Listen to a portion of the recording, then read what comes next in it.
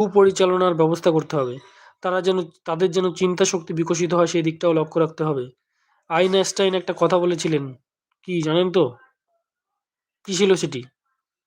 হ্যাঁ, যে মানে শিক্ষার চেয়ে সবচেয়ে বেশি গুরুত্বপূর্ণ হচ্ছে মানুষের চিন্তা শক্তির বিকাশ ঘটানো।